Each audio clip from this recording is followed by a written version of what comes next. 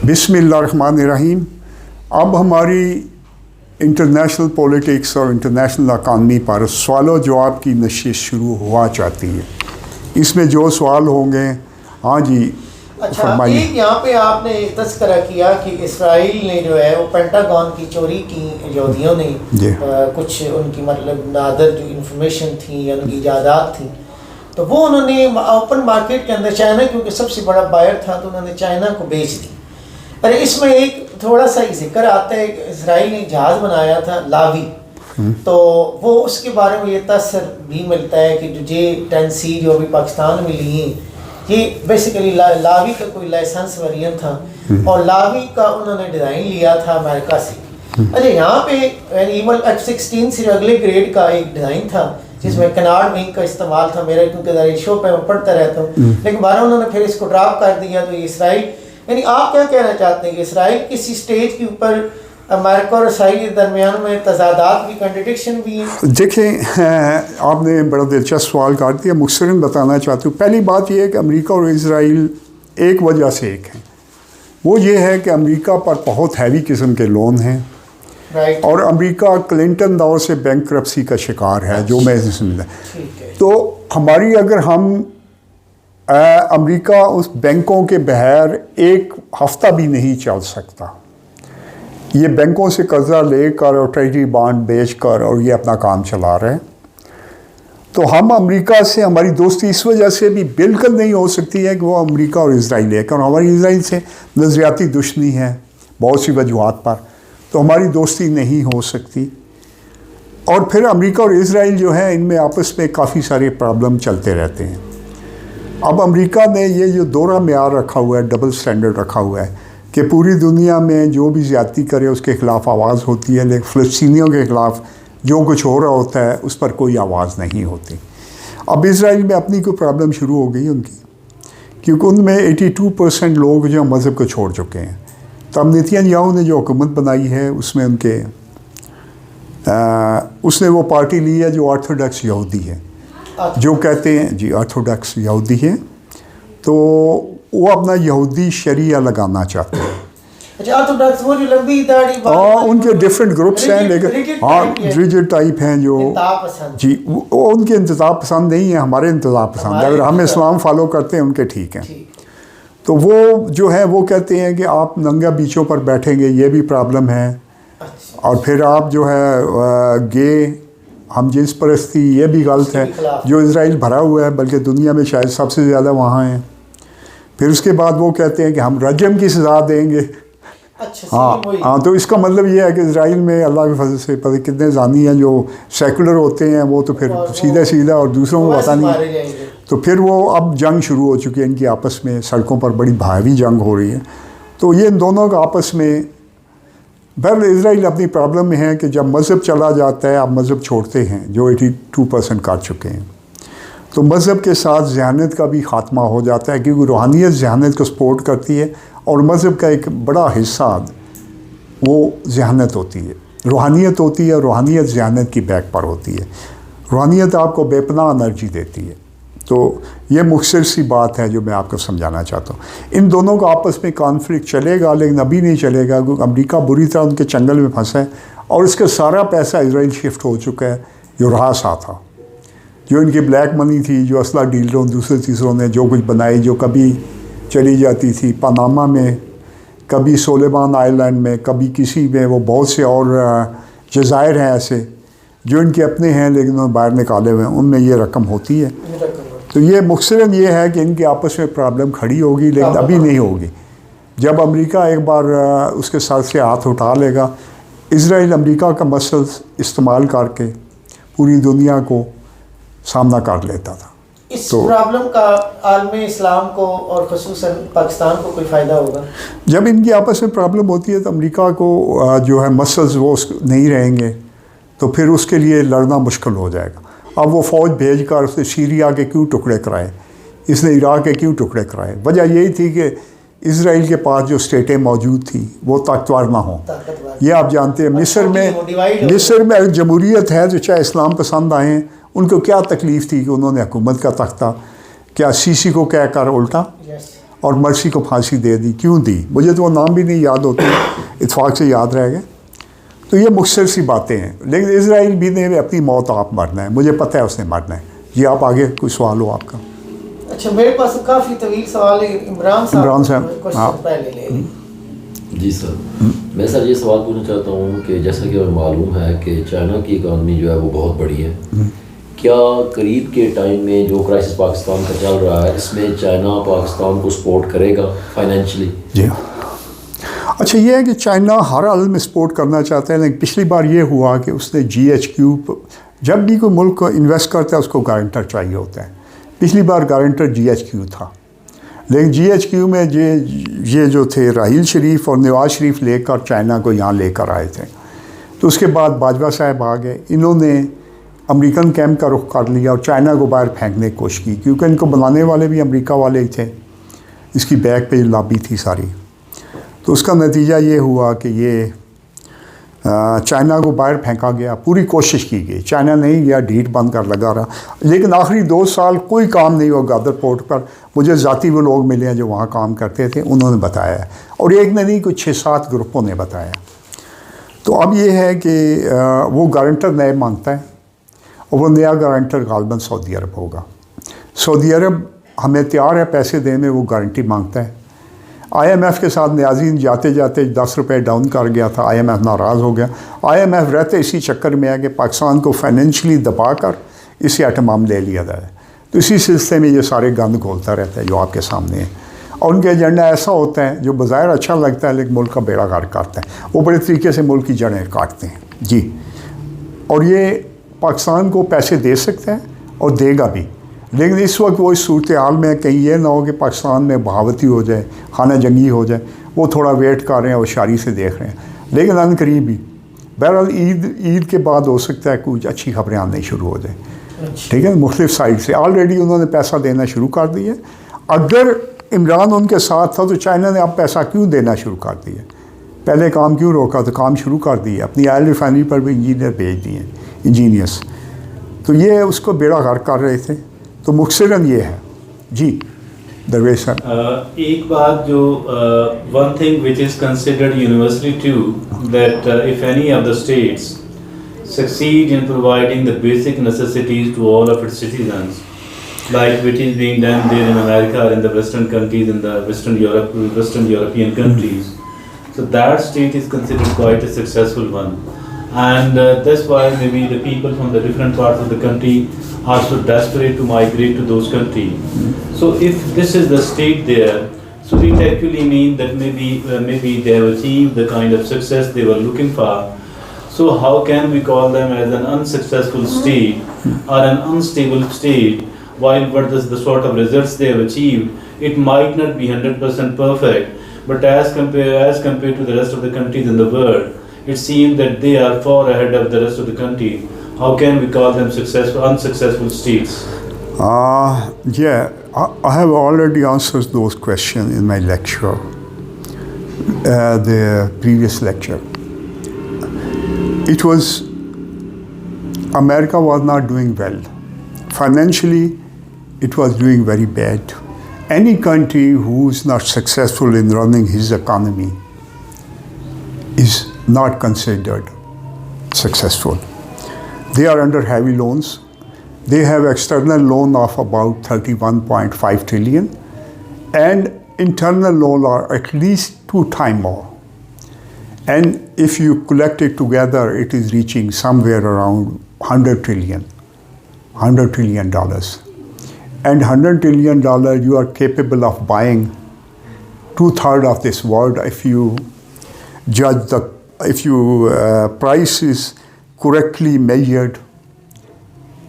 All the world economy you can buy in maybe $150 trillion.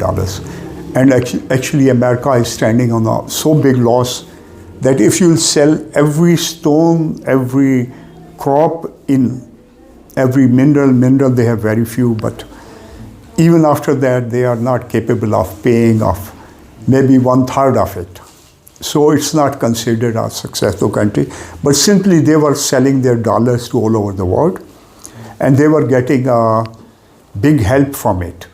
But for example, Saudi decided to change it, and they started selling their oil in yuan. The oil what they are selling to China will be done in Chinese currency. So it was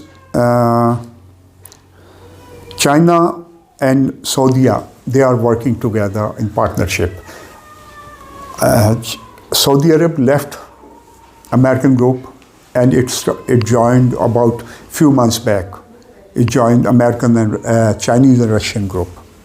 So what was happening that when they was Saudi Arabia was selling oil to China, but America was sitting in Saudi. So all the deal was done in dollars, and they were taking their own commissions. And after that, what they were doing, they were sending all currency to American banks, and commission, buy commission, that commission. And Saudi is selling approximately $300 billion of oil every year. And gas and other things are maybe up to $400 billion. Half of it is gone already, which is gone to Chinese camp.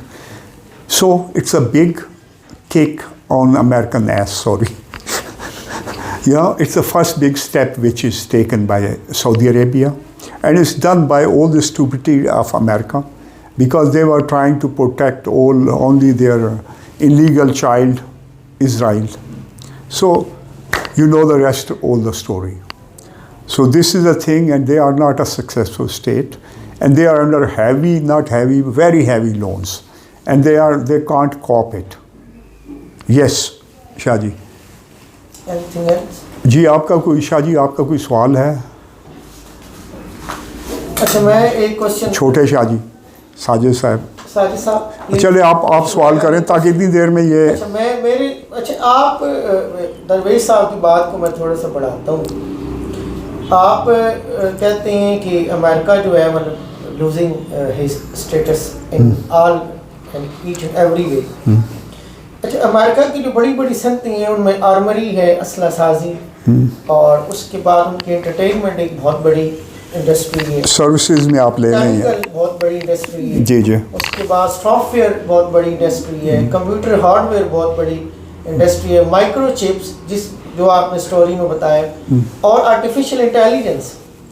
ये America की बहुत बड़ी top leading industries हैं. मतलब इसके नीचे भी बहुत बड़ी है. ये मैंने शायद अपने नाकिस नॉलेज के ऊपर को 5 जो टॉप 6 या 7 इनमें मुझे चाइना compete करता हुआ मतलब मुझे कैनवस पे नज़र नहीं आता. पर आप कैसे ये मुतदाविया हैं कि चाइना यहाँ पे अमेरिका को टोटली जो है वो एब्सोल्यूट मतलब कर रहे हैं? देखिए, बड़ी सीधी सी बात है कि चंद एक इंडस्ट्रीज़ में चंद एक इन चीज़ों में अमेरिका ज़रूर आगे है, लेकिन 5G जो चाइना ने बना लिया, फिर वो अब चिपें अब 30% अपने मुल्क की खुद भी बना रहा है, बाहर बेच भी रहा है, सस्ता है. चिपों की क्वालिटी बहुत, अब नहीं खुद भी ताइवान से चिप्स ले रहे हैं. नहीं ले रहा है, लेकिन अब इसने क्वालिटी इंप्रूव कर ली है और तकरीबन अमेरिका के बराबर ही है, लेकिन 25% कीमत पर ये बेच रहा है. तो उसके पास हाईएस्ट फॉर्म ऑफ टेक्नोलॉजी आ चुकी है. तो अब चाइना स्टेप बाय स्टेप आगे बढ़ता जा रहा है. मसलन टिकटॉक आ चुकी है, इसकी चैलेंजर तो चाइनीज. जी. I think the chief is a Chinese person, but not belongs to the state of China. जो भी है, लेकिन चाइनीज़ पर्सन है, उसने इतना जल्दी इसको चैलेंज कुछ ना कुछ करना शुरू कर दिया. तो अभी कुछ टाइम लगेगा, लेकिन वो इस तरफ चल पड़े हैं. उन्होंने इंडिया से IT भी छीन लेनी है. वो जिस तरीके से काम करते हैं, वो बड़े ऑर्गेनाइज तरीके से काम करते हैं, और उन्होंने अब कारें जो हैं, कारों का बेड़ा गर्क करना शुरू कर दिया वेस्ट का. अब पाकिस्तान में जो कारें इनकी आ रही हैं दूसरी कारों से बहुत ज़्यादा सस्ती होंगी. वो जो कार माफिया है, और कार भी बहुत बड़ा बिज़नेस है क्योंकि पूरी दुनिया में हर जगह पर. तो वो बेहतरीन किस्म की कारें, वो जहाज़ों में आ चुके हैं, वो हर एक चीज़ में स्टेप बाय स्टेप आगे जा रहे हैं, और उनके पास इतना ज़्यादा पैसा है, अमेरिका पैसा खो चुका है. जो बैकअप गवर्नमेंट को करती थी इन इदारों को, वो अब नहीं कर पा रही है. उसके पास पैसा है ही नहीं इसका. तो उसने हारना ही हारना है. इस वक्त जो बैंकों का बुहरान आ गया है, अगर ये बुहरान ख़त्म होता है तो मुझे हालात जो है बहुत ही तशवीशनाक नज़र आ रहे हैं। फेड ने कोई मॉर्गेज रेट बढ़ाकर इसके ऊपर जो लेते थे, प्रॉफिट लेते थे, उसको बढ़ाकर रोकने की कोशिश की है, लेकिन ये रुकेगा नहीं, क्योंकि नीचे खराबी है। ये अमेरिका के अंदर की मुझे कोई ख़बरें लोगों ने भी दी हैं, कुछ तो सामने होती हैं, कुछ हमें दोस्त ऐसे देते हैं जो उस निज़ाम को पसंद नहीं करते। तो अमेरिकन अवाम गरीब हमारी तरह ही हैं, अच्छे लोग हैं, हम भी अच्छे बुरे मजमूआ हैं, लेकिन उनके जो ऊपर बंदे बैठे हैं ये बड़े खबीस हैं। तो बस इस वजह से मुझे अमेरिका से कोई हमदर्दी नहीं है। हाँ, हालन जहाँ के नेशनल कुछ हमदर्दी ज़रूर है, क्योंकि उनका बहन नमक खाया है, इनका बहन नमक नहीं खाया। जी, और कोई सवाल? मुर्शिद, आपने पहले लेक्चर में जमहूरियत के बारे में फरमाया कि तकरीबन नाकाम, आप कह रहे हैं नाकाम होगी, उसको मुतबादल भी आप एक तो आपने बात की कि तुर्की में या दूसरे ममालिक में जो निज़ाम है, इसके अलावा आप अक्सर इस्लामिक भी कहते हैं। जी, इस्लामी निज़ाम जो उसका बड़ा बेहतरीन मुतबादल है, और इसके मैंने पूरी वीडियोस 2 बना चुका हूँ। जी, क्वेश्चन। अब सवाल ये है मुर्शिद कि इसके लिए ना माहौल चाहिए, पब्लिक की तरबियत चाहिए। हमारे जो स्टेक होल्डर्स हैं इस वक्त, मतलब हमारी सियासी जमातें आप कह दें, जिसमें बड़ी जमातें हैं, नून लीग है, PTI है, पीपल्स पार्टी है, उसके पैरेलल इस्लामिक जमातें हैं जिसमें जमात इस्लामी सरफहरिस्त है, अवामी तहरीक है तारुल कादरी साहब की, या TLP है खादिम रिजवी साहब। जी, वो तो तकरीबन नाकाम है, उनको अवाम जो है ना वो दूसरे सियासी जमातें हैं, उनका पैराग्राफ आपके सामने है। अच्छा, चले, मैं आपका सवाल समझ गया हूँ। सवाल मैं कर रहा हूँ, सुने, ये एक आदमी जब चाहेगा, जो आर्मी चीफ होगा, उस निज़ाम आ जाएगा, ठीक है? मैं सिर्फ आपको निज़ाम कैसे आएगा, जिस दिन वो आर्मी चीफ चाहेगा निज़ाम आ जाएगा, बस ख़त्म बात। क्या आपका यही सवाल था? यही है कि माहौल बने। देखिए, जमहूरियत के ज़रिए ये निज़ाम नहीं आएगा। इजिप्ट ने ट्राई की, उसका क्या असर किया गया, ये उसी वक्त आएगा। और अब जब हम अमेरिका के चंगल से निकल चुके हैं, मेरे हिसाब में ये नए आर्मी चीफ है, ये अमेरिका के बंदे नहीं हैं। पिछले बंदे अमेरिका के थे, राइल उनका नहीं था, जो चाइनीज़ कैंप में गया। तो ये ठीक हो जाएगा, इसमें आपको फिक्र करने की ज़रूरत नहीं है। जिस दिन एक आदमी चाहेगा, जिस दिन उसके जहन में आ गया, तो ये वीडियो भी अगर देख ले, उससे चीज़ें बहुत सी समझ आ जाएंगी। मैं जब भी मुझे सवाल करें, मैं जवाब देने को तैयार हूँ। और पाकिस्तान में कुछ ऐसे लोग हैं जो मेरे से बहुत ज़्यादा जानते हैं इन चीज़ों को, मुख्तलिफ़ शोबों को भी। मैं उनका नाम नहीं लेना चाहता हूँ, तो उनसे मुझे मालूमात भी मिलती रहती है। जी, आपने पहली और दूसरी जंग अज़ीम की बड़ी डिटेल में बात की, मैं उस डिटेल में नहीं जाने वाला, लेकिन मुझे आपकी बातों से ये तसर मिला कि आप इशारा कर रहे हैं कि तीसरी जो जंग अज़ीम है, रीज़न या काज बेशक उसकी कोई भी हो, चाहे मालियाती हो, वट एवर इट इज़, लेकिन ये कि तीसरी जो हमारे पास एक आलमी जंग क्या हमारे सरों पे मंडला रही है? मेरे ख्याल है कि ये जंग अभी नहीं होगी, क्योंकि उसकी वजह यह है कि अभी ये मुल्क रोटी से तंग नहीं हुए। ये 10 साल कम से कम नहीं होगी। आज 23 है, तंग होते हैं तब लड़ते हैं। आखिर में जब इनको नज़र आएगा कि हमारे पास कोई सूरत नहीं है, या भूखे मार जाएंगे, तो अभी अभी उनके और उनके जो लीडर हैं वो अभी इतने बेवकूफ़ नहीं है, आने वाले दौर में बेवकूफ़ आ जाएंगे। क्योंकि मैं उनको देख रहा हूँ कि उनका जो कल्चर है तबाह हो चुका है, उनमें नज़रिया ज़रूरत की हुकूमत है, उनकी फैमिलियाँ मियाँ बीवी की ज़रूरत है तो वो साथ हैं, नहीं ज़रूरत चले जाएंगे, बच्चे बड़े होते ही घर छोड़ जाते हैं। तो अब बेवकूफ़ लीडर उनके कुछ इंतज़ार में हैं जो आ जाएंगे। हाँ, ये चलाक था, ये बिजनेसमैन था। कुछ और गंदे भी पीछे बैठे हुए हैं, जो इनका काम क्या होता है लीडरों का कि इन्होंने वोट लेना है। अगर वोट खुदा को गाली देकर मिलता है, ये खुदा को सारा दिन गाली फी सबील नहीं देते। ये इनका पॉलिटिशियनों की एक शर्त होती है। वोट कहाँ से मिलते हैं? शैतान की पूजा करके करो, हम सबसे बड़े उसके पुजारी हैं। यकीन करें, इनकी कोई और मज़हब नहीं है, इनका मज़हब सिर्फ हुकूमत है। ठीक है ना? ये जमहूरियत का एक मुख्तसर खुलासा है। और पाकिस्तान में चूँकि आप 30-40 करोड़ लगा कर एक इलेक्शन लड़ते हैं MNA का, तो वो करप्शन नहीं करेगा तो क्या करेगा, कहाँ से लाएगा? और ये ब्लैक मनी वाले उसे सपोर्ट करेंगे, फिर अकामोडेट करते रहेंगे। मैंने जमहूरियत की खराबियों में, बहुत सी खराबियों में ये बताया। जी, आगे चलें। और कोई सवाल? मुझे एक ये आपसे पूछना था कि चाइना अभी तक तो हमारे साथ कदरे बेहतर या काफ़ी बेहतर उसका सलूक रहा है, तो क्या अगर चाइना कल अमेरिका की जगह ले लेता है, ये उससे भी आगे निकल जाता है? तो क्या चाइना पाकिस्तान को अमेरिका से भी ज़्यादा बदतर या अमेरिका जैसा सलूक नहीं करना शुरू कर देगा?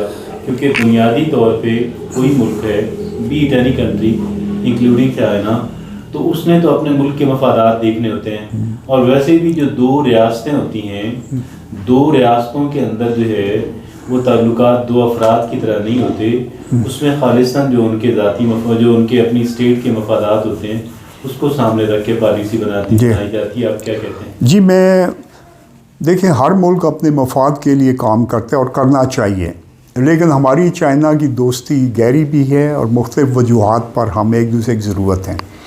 मसलन चाइना को ग्वादर पोर्ट की ज़रूरत है, चाइना को हमारे मिनरल्स की इसलिए ज़रूरत है कि मिनरल पर काबू की जंग चल रही है। पाकिस्तान में दुनिया के 25% के करीब मादनियात मौजूद हैं, हर किस्म के मिनरल हैं। रेयर मिनरल जो टोटल 75 पहले थे उनमें 66 मौजूद थे, अब कोई कह रहा है 90 के करीब चले गए हैं, लेकिन उनमें तकरीबन 90 हैं तो 82 के करीब हमारे मुल्क में मौजूद होंगे। तो उसका उस तरह का मिशन नहीं पूरा होता है। दूसरा ये है कि चाइना अमेरिका जहाँ जाता है वहाँ क्या करता है, जंगें लगवाता है, असला बेचता है, फिर मुल्क को कंगाल करके आने पौने भाव, मिट्टी के भाव उनकी चीज़ें, माइंस, पोर्टें, ये वो ख़रीदता है। चाइना ऐसा कोई नहीं करता, वो कहता है ख़ुद भी खाओ हमें भी खिलाओ, तुम अमीर होगे, पीस होगा तो हम बिज़नेस करेंगे। उसकी पॉलिसी शुरू से बिल्कुल डिफरेंट है। तो चाइना हमें हर हालत में मंजूर है। हाँ, हम उससे चाइना कोई चीज़ मुफ्त में देंगे, मुफ्त में ले लेगा।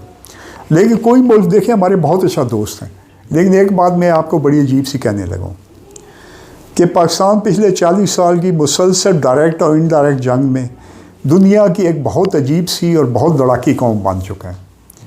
इसमें 2 लाख से ऊपर सुसाइडल लोग मौजूद हैं, और अगर उस एक बंदे को आप 100 के साथ लगा दें तो 100 ही दलेर बन जाता है। लड़ने वाले 2-3% ही होते हैं दलेर लोग। फ़ौज की जो अब नफ्सियात है इसके आप लोग शायद वाकिफ़ नहीं हैं, लड़ने वाले 2-3% ही होते हैं। पाकिस्तान में अल्लाह के फजल से 10 से 20% लोग सख्त मजबीज़े इनके हैं और सख्त लड़ाके हैं। इनमें भी कोई ज़्यादा दलेर और ज़्यादा ज़हीन और ज़्यादा लड़ाके, इसलिए हमें कोई ख़तरा नहीं है, कोई मुल्क हम पर कब्ज़ा नहीं कर सकता।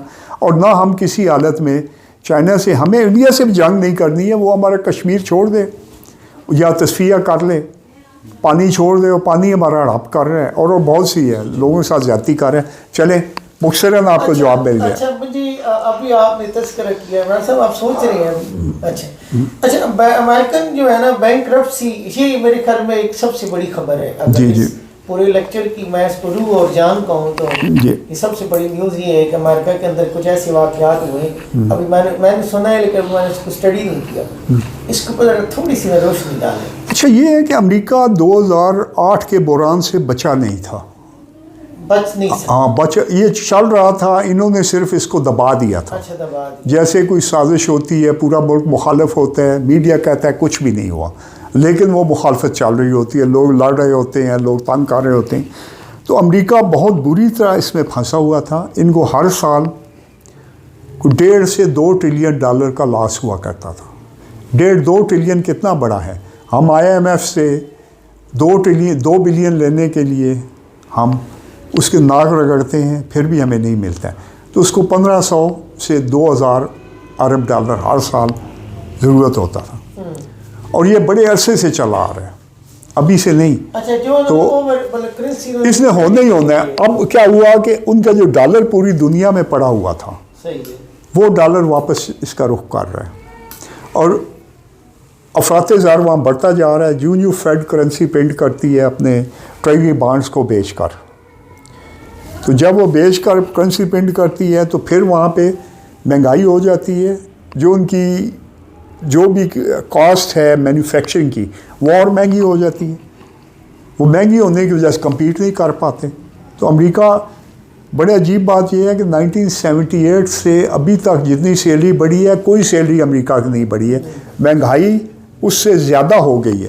उस वक्त लोग अपना 30% नहीं 40% बचा लेते थे, आज बचाना महाल है।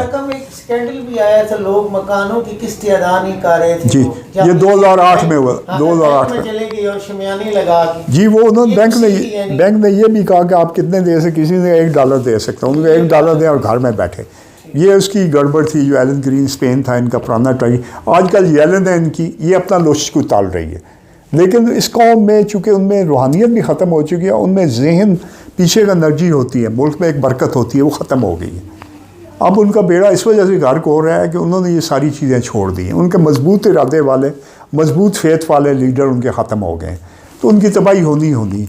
पहले उनके पास चाहे चर्चिल नाम ले लें, निक्सन बड़ा मजबूत आदमी था, और बहुत से लोग थे, वो बड़े मजबूत माहौल में पल कर बड़े हुए थे। ये तो एक कागजी माहौल से आए हैं, और अगला माहौल इससे ज़्यादा गड़बड़ है। जी सवाल सर जी, मेरा सवाल ये है कि क्या जो करंट गवर्नमेंट है ये डिसाइड कर चुकी है ये आया कि वो बाकायदा तौर पर चाइनीज़ ब्लॉक में शमूलियत अख्तियार कर चुकी हैं, उसके तमाम स्टेक होल्डर जो मौजूद है पाकिस्तान में, क्या वो उसमें मतलब है कि इस बात में शामिल है कि हमने चाइना के कैंप में शामिल होना है? जी, मेरे ख्याल में वो पक्का फ़ैसला कर चुके हैं। उसकी वजह यह है कि चाइनीज़ बैंक ने इनको $1.5 बिलियन बल्कि $2 बिलियन वापस भी दिए, फिर और भी इन्होंने कोई लोन दिया है। अगर वो ना होते तो वो कभी भी ना होता। फिर ग्वादर पोर्ट में उन्होंने अपने इंजीनियर भेजे हैं कि आयरन रिफाइनरी पे काम शुरू करें, फिर उसने और बहुत से वहाँ प्रोजेक्ट हैं वो शुरू कर दिए। ठीक है, तो चाइना जो है हमारा हाँ दोबारा स्टार्ट हो गया। इस काम को ख़राब करने की बड़ी कोशिश की गई थी।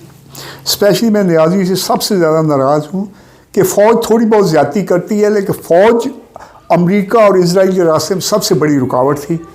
इस गद्दे ने फ़ौज के ख़िलाफ़ इतना प्रोपोगंडा करवाया कि हर बंदा फ़ौज के मुखालिफ हो चुका है। पहले सिर्फ नून वाले शाह जी, तुसी नून वाले गालां कढ़ रहे हो, हुण हर बंदा कढ़ रहा, वो भी कढ़ रहे हैं, ईरान के हामी भी कढ़ रहे हैं, वो फलाने भी कढ़ रहे हैं, दैरिये भी कढ़ रहे हैं, कुत्ता बिल्ला हर कोई पे हुआ, वो अच्छे लोग भी पे हुए हैं तो गंदे भी। ठीक है ना। उस तो बाद क्या होया कि ये सारा जनाब दे करतूत हैं, जिस तो बाद फौज अगर जज्बा ना रहा लड़ सी कि तो हिफाजत क्यों करे सी, जो उन्होंने गाला पहुँचन जिसे वर्दी पाई हो सी, ये वो काम कर रहे हैं। और ये बहुत गंदा काम है जो इस गद्दे ने किया है। मुझे पता है इसके करतूत क्या, आपको आगे पता चल जाएगा। सर जी एक और मैं रिक्वेस्ट है यूथियों से मेरी वीडियो ना देखें, मैं उसके सिर्फ 5% नहीं बोल रहा हूँ, मुझे उसके जो करतूत पता है, बोलूँ तो आप छोड़ के भाग जाएंगे। ठीक, चलें। आप वैसे थोड़ा सा आप मेरे से फिर उसी तरफ ले जाते हैं सीधा सियासी क्वेश्चन आपसे ये कर सकते हैं? कर सकते हैं, बिल्कुल कर सकते हैं। मैं कह रहा हूँ कि आप आने वाले इलेक्शन में जो इमरान जाहिद साहब ग्रुप है उनको कहाँ पे देख रहे हैं? जेल में।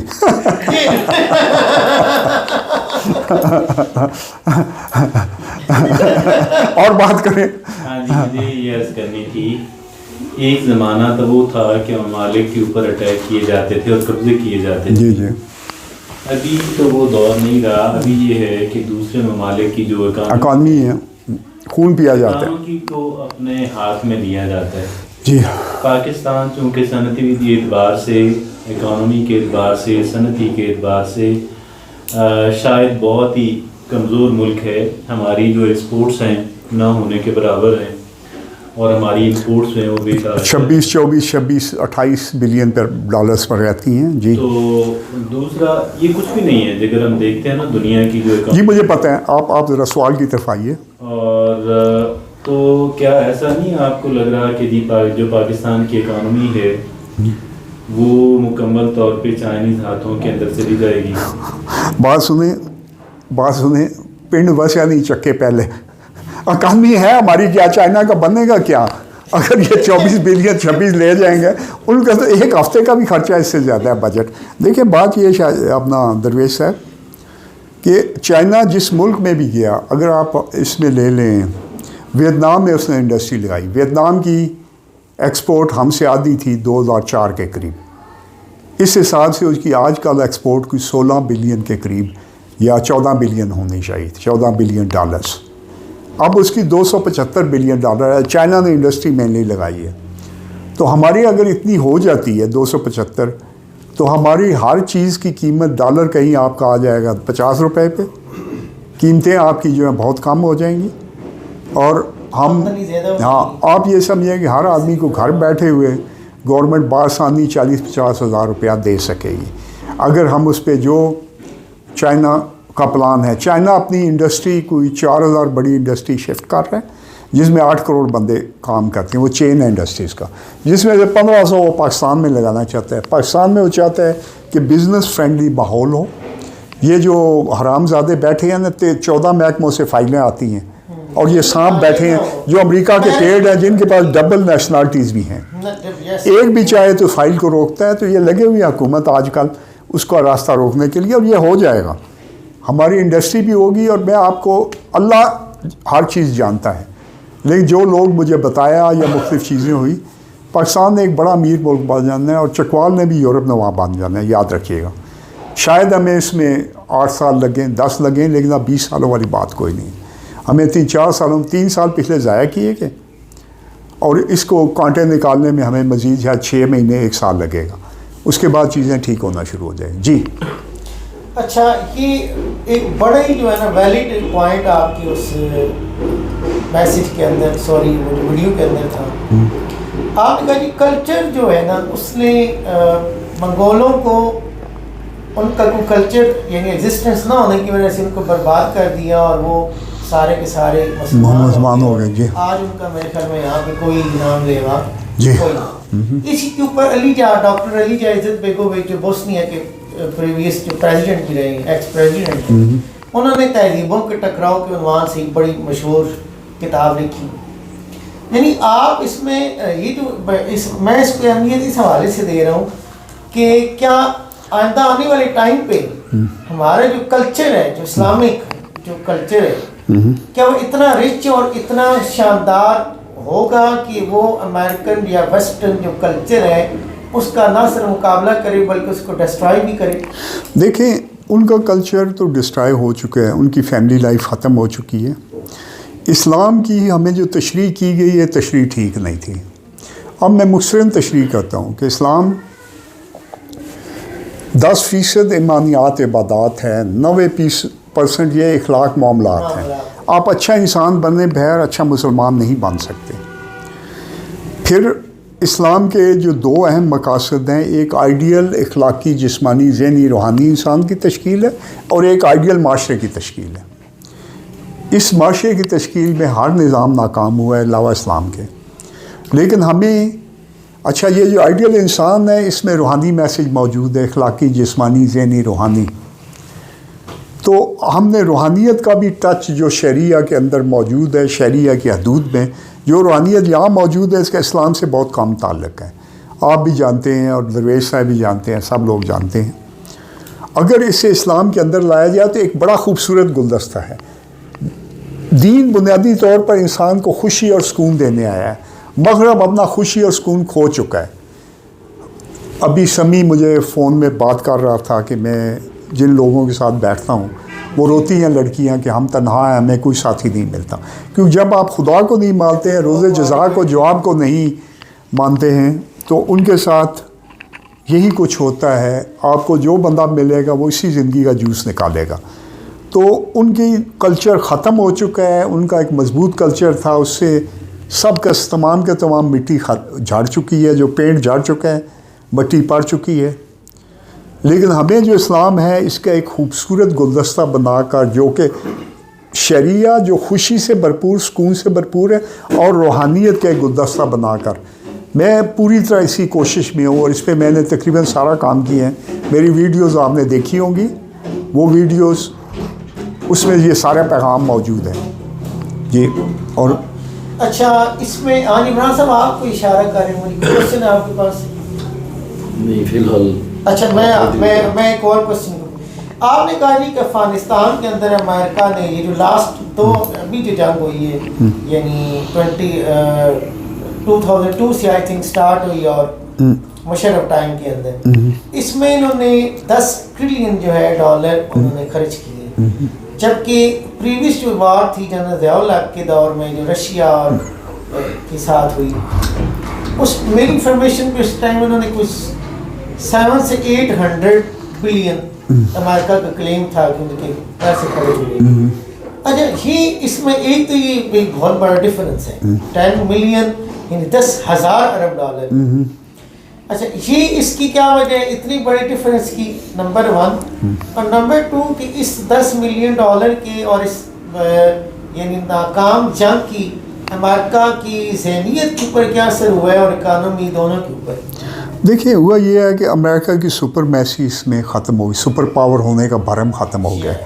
अब क्या है, वो ना सिर्फ उसका भरम ख़त्म हुआ है बल्कि उसके साथ 45 मुल्कों की एजेंसियाँ ये जंग लड़ रही थी, उनकी फोर्सेस मौजूद थी। फिर उन्होंने पाकिस्तान में इतनी ख़राबी की थी कि हमारे हर महकमे में उनके बंदे मौजूद थे, उन्होंने आधे हमारे मजहबी लीडर बल्कि 80% ख़रीद लिए थे। उसके बाद वो हमारे टेक्नोक्रेट्स, ब्यूरोक्रेट्स, पॉलिटिशियंस, फ़ौज में उनके काफ़ी बंदे थे और ये बड़ी मुश्किल जंग थी और पाकिस्तान को हर तरफ से घेरा होने के बावजूद पाकिस्तान इसमें फतह याब हुआ। 70% बंदे यहाँ से ही जाते थे। फ़ौज नहीं मानती है, वो नहीं मानेंगे, अब मानना शुरू करेंगे जब अमेरिकन कैंप से निकलेंगे। तो ये पाकिस्तान का एक बहुत बड़ा और बहुत कीमती कारनामा था कि इतनी बुरी तरह उन पर हम फाइनेंशली भी डिपेंडेंट हैं, दवाइयाँ भी उनसे लेते हैं, बैंकों से पैसे भी, एक हफ्ते की भी हमारे पास 1 महीने का खर्चा नहीं होता था, वहाँ से आता था। फिर उसके बाद हर मुल्क दुनिया का हमारा दुश्मन था, अलावा आप निकाल लें सऊदीया को, तुर्की को, रूस और चीन के अलावा हर मुल्क हमारा दुश्मन था। ठीक है, हमारे पड़ोस में बाकी जितने मुल्क थे एक दूसरे से बढ़कर हमारे दुश्मन थे। बांग्लादेश भी हमारा दुश्मन था, इंडिया तो चले हुआ ही, पड़ोसी तमाम के तमाम मुल्क ने पूरी मुखालफत की। तो ये इतनी मुश्किल जंग पाकिस्तान ने जीत ली। अब ये तो मसला ही कोई नहीं है जो आजकल चल रहा है, ये यकीन करें तो ये तो हाथी निकल चुका है। चाइना का आना जो है ये बहुत बड़ी ब्लेसिंग है, और चाइना को जो निकालता है वो पाकिस्तान का दुश्मन है, बल्कि मैं उसे गद्दारी की कैटेगरी में रहूँ। या उसकी मत मारी हुई है या वो पागल, हाँ बस वो पागल आप उसको कहेंगे। और मैं पागल लफ्ज़ जो है इस पे 99% एग्री हूँ हमारे लीडर पे जी, जो लीडर था जीनियस साहब जी। अच्छा, मैं कंटिन्यू कर सकता जी ज़रूर। आप कुछ कहना चाह रहे हैं? अच्छा, मुझे इंडिया और पाकिस्तान के दरमियान में अभी कुछ टाइम से एक सीज़ फायर चल रहा है, यानी आई थिंक 2019 के बाद पाकिस्तान इंडिया के दरमियान में ऐसी मतलब जो है वो कशमकश नज़र नहीं आई। कुछ लोगों का ये पॉइंट ऑफ व्यू है कि चाइना ने पाकिस्तान को स्ट्रेस किया कि वो इंडिया के साथ जितने भी मसले हैं इसको रिजॉल्व करे और इस तरह की जो प्रॉब्लम है ये ख़त्म करे और काम करने की तरफ तवज्जो दे। ये हम शैतानियाँ करते रहे हैं 60s से, जो हमारे फ़ौजी आमरों के दौर में ज़्यादा हुई, सिविलियन का इतना दिमाग ही नहीं है। तो क्या आप ये समझते हैं कि कश्मीर का जो इशू पाकिस्तान इंडिया के दरमियान एक कोर इशू था, ये अब हमेशा के लिए ख़त्म हो गया और अब कश्मीर के ऊपर पाकिस्तान का जो स्टैंड है वो चेंज हो चुका है? शाह जी, बात यह है कि कल्चर की जंग में पाकिस्तान उसी में मुसलमान हुआ। इंडिया भी बहुत जल्द मुसलमान होगा, रूस भी मुसलमान होगा, चीन भी होगा। थोड़ा टाइम लगेगा, इनको अभी इस्लाम की समझ नहीं आ रही है। और वो इस्लाम जो है, देखें दुनिया को खूबसूरत जगह बनाने की कोशिश का नाम जहाद है, जिसमें हर गरीब को रोटी दी जाए। ये गन वाला जहाद तो एक बहुत पीछे है, डिफेंसिव है। असल जहाद है गुर्बत जहालत के ख़िलाफ़, जो इंसानों को ज़रूरतें पूरी कीजिए। हमारी ड्यूटी है कि हम जो अमेरिका में भूखे हैं उनको भी दें, जो अफ्रीका में है उनको भी दें, जो इज़राइल में अगर हों भूखे तो उनको भी हमने देना है। ये मुसलमान की ड्यूटी है और हम चैन से नहीं बैठेंगे जब तक हम मुसलमानों के बाद इन तमाम लोगों के भी रोटी और इनको बुनियादी ज़रूरतें नहीं देते हैं। हमसे पूछा जाएगा कि आपने क्यों नहीं किया। तो इसलिए आप इस पर फ़िक्र बात करें, ये बहुत कुछ होना है और होता रहेगा। तो चाइना के इंडिया के साथ हमारी सुलह वक्ती है, एजेंसियां लगी रहती हैं, इन्होंने बाज नहीं आना है, इनको कोई ना कोई चाहिए। ठीक है ना, अब इनका ज़रा थोड़ा सा रेस्ट पीरियड है। इंडिया डरा हुआ है चाइना से, चाइना ने उसको जो फैंटी लगाई है यहाँ पे, हाँ ये जो ऊपर जो है स्टेट्स हैं, जो 8 स्टेट्स हैं, उसके ऊपर अगले दिन वो आ गया, इसके गले पे भी आगे बैठ गया। हाँ, अगर इंडिया भी चाइनीज़ ब्लॉक में चला जाता है जो इंटरेस्टेड है, तो उसके बाद अमेरिका के खाने के लिए से साउथ अमेरिका रह जाएगा, ब्राज़ील और ये वो कंट्री, लेकिन वो भी ब्रिक्स ज्वाइन कर रहे हैं। साउथ अमेरिका में, साउथ अमेरिका में Brazil, Venezuela, Argentina, Peru, Bolivia, ये वो जी ठीक, वो वहाँ पे भी ब्राज़ील अपने पाँव पर खड़ा है, वो उसे खाने का अंधेधुंध मौका नहीं देता। और भी कई मुल्क हैं जो इस तरह के काम कर रहे हैं जी। ऐसा जी आप कुछ जो मौजूदा हालात हैं सियासत के, इसके हवाले से कुछ का अचानक क्वेश्चन कर लीजिए। मेरा ख्याल ये है कि आज का जो मौजू है वो तो economics, international politics, world politics है। पाकिस्तान ठीक हो जाएगा, आपको तकरीबन 6 महीनों में बहुत सी अच्छी खबरें मिलेंगी।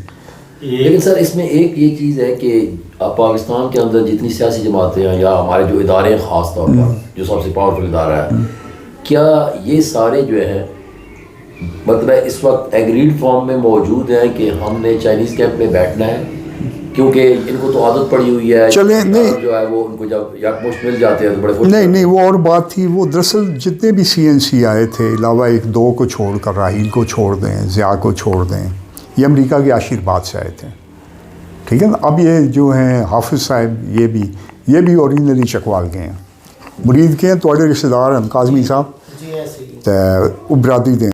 अब बात ये है कि ये उनकी मर्ज़ी के बहर आए हैं और इनका इरादे कुछ और हैं, जो मुझे दाएं बाएं से इंफॉर्मेशन मिलती है उसके थ्रू ये पता चला है, बाकी अल्लाह ही 100% जानते हैं। लेकिन सर इसमें अगर कन्फ्लिक्ट आ जाता है मिसाल के तौर पर, एक देखिए बाजवा जाते हुए और फैज़ हमीद हर महकमे में इतने बंदे घुसा गए थे कि आपको अंदाज़ा ही नहीं है।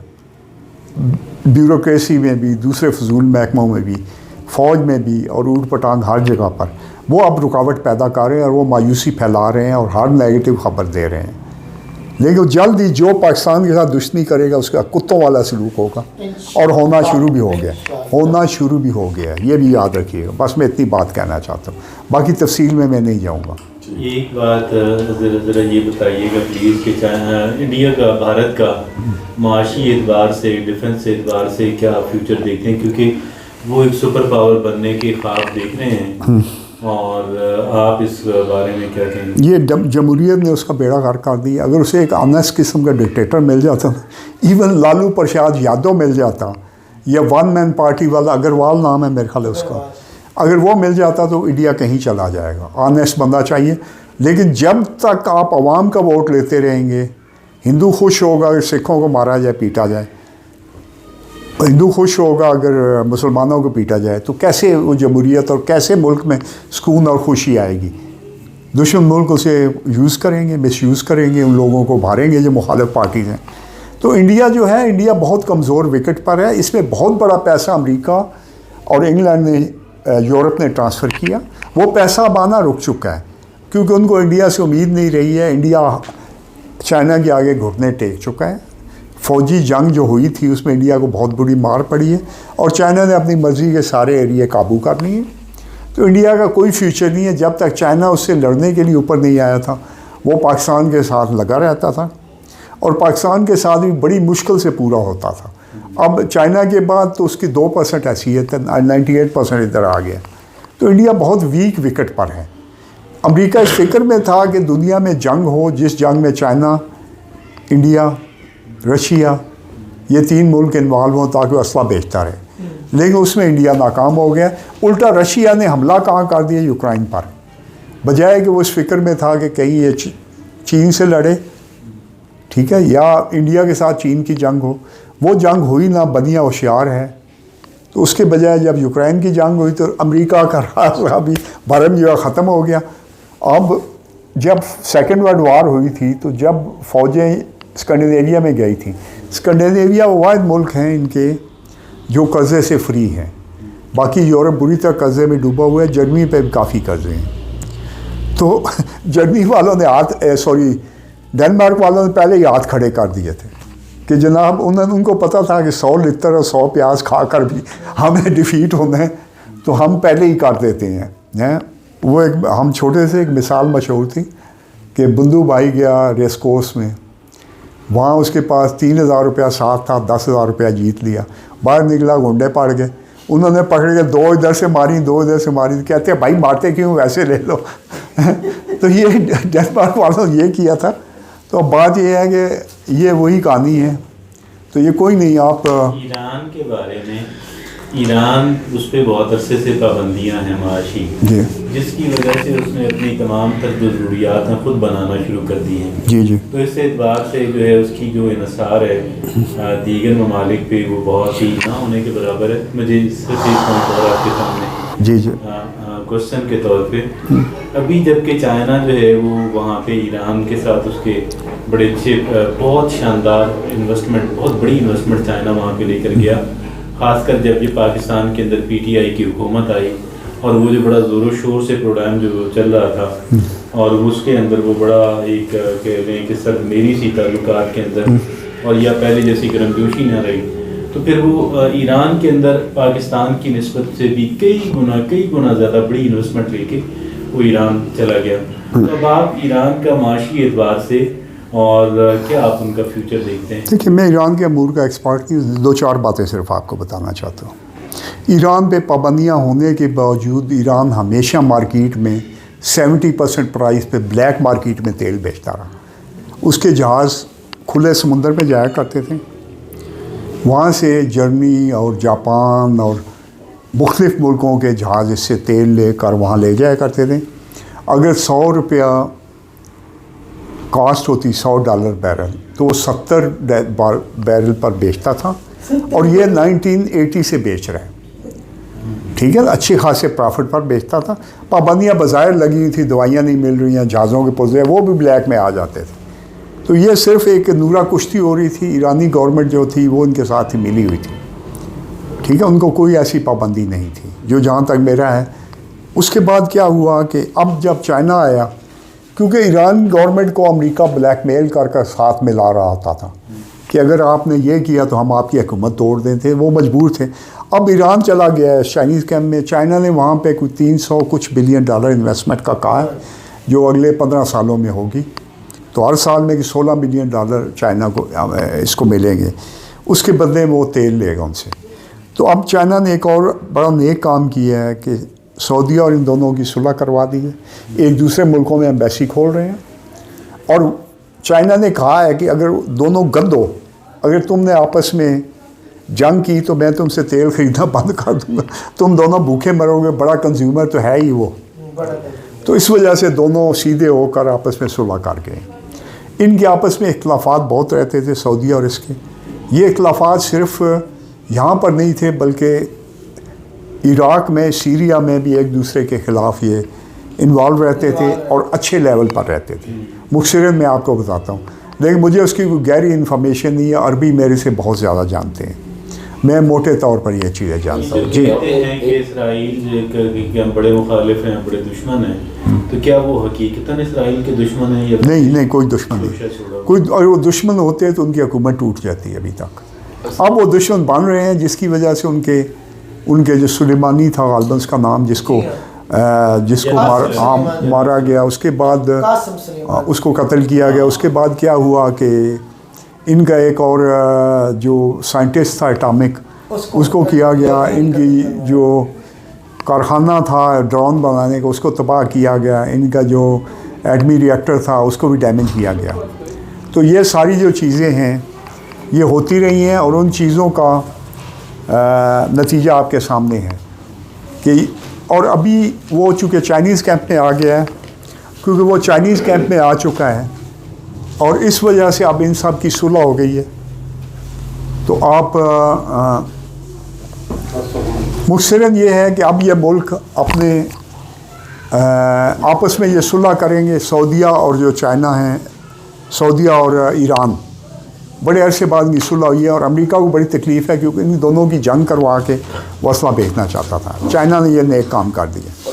सवाल जवाब। और इसमें एक छोटी सी बात पूछनी है कि आया कि ये इनकी जो सुलह हुई है, इसमें कोई ईरान और सऊदी अरब के दरमियान भी कोई बिजनेस एग्रीमेंट, कोई डील ऐसी हुई है कि मतलब है कि इम्पोर्ट एक्सपोर्ट के हवाले से? इनको डील की कोई ज़रूरत नहीं है, क्योंकि दोनों मुल्कों की, ईरान की मेन एक्सपोर्ट कोई 80% से ज़्यादा तेल है और इसकी भी जो सऊदीया की भी तकरीबन, सऊदीया को बहुत बड़ी एडवांटेज हजाज की है, जो $200 बिलियन से ज़्यादा अब चली गई है, जो उनकी इंडस्ट्री, सॉरी मैं हजाज की इंडस्ट्री कह रहा हूँ, लेकिन टूरिज़म कह लें, जो गोरों की टर्म है, उनको काफ़ी पैसा वहाँ से भी आ जाता है। फिर उसके बाद सोना बहुत है।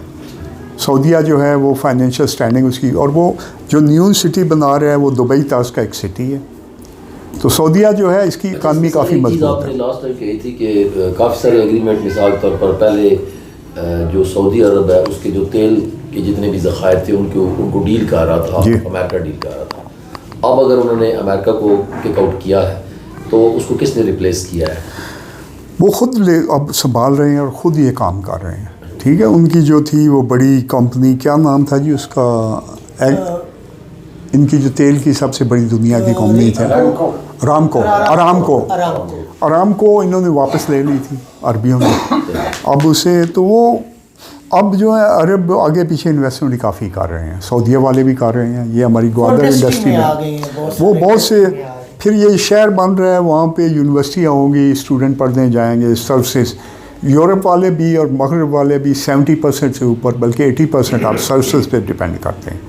लेकिन सर्विसेज में टूरिज़म हुई, आईटी हुई, ये अब उनसे हाथ से स्लिप हो जाएगी क्योंकि वो बहुत सी खराबियाँ वहाँ आ गई। चाइना सस्ती चीज़ें लेके आया हुआ है, लेकिन आईटी में अभी तक भी अमेरिका आगे है। लेकिन बाकी हर चीज़ में चाइना इसका रास्ता बंद कर रहा है, आईटी में भी कर जाएगा। 5G के बाद कुछ शक कम है, आर्टिफिशियल इंटेलिजेंस में भी काम लगा हुआ है। तो ये अभी काफ़ी सारा उनका वो होना है। अभी चाइना आहिस्ता आहिस्ता ये सारे गैप कवर करेगा। और एक्चुअली इस वक्त चाइना अमेरिका की निस्बत बहुत मजबूत विकेट पर खड़ा है क्योंकि उसको हर साल तकरीबन $1 ट्रिलियन प्लस आ जाते हैं। अमेरिका हर साल $2 ट्रिलियन लूज़ कर जाता है। उसकी 17.5 ट्रिलियन उसकी है जो इकानमी है, और इंडिया की 20.5 है GDP जो है। लेकिन असल में चाइना उससे बहुत मजबूत है क्योंकि इसकी सेविंग बहुत है, चीज़ें इसकी सस्ती हैं, लोग इसके ज़्यादा खुशहाल हैं। अमेरिका के चंद % को छोड़ दें, बाकी 90% बल्कि 95% इनके किराए गैसों में चले जाते। तो ये एक लंबी गेम है, लंबी बहस है, लंबी बात। अगले 10 साल के अंदर या 20 साल में चाइना जो है वो सुपर पावर डिक्लेयर हो जाएगा? चाइना मेरे ख्याल में सुपर पावर बन चुका है। अमेरिका जब भागा है अफ़गानिस्तान से, उस वक्त चाइना इंग्लैंड ने ऐलान किया था America is no more super power. तो मुख्तसरन ये सवाल जवाब थे, और कोई अहम सवाल हो तो आप ज़रूर पूछ सकते हैं। काफ़ी देर हो गई है इस पर। आपका बहुत बहुत शुक्रिया। अल्लाह हाफिज़।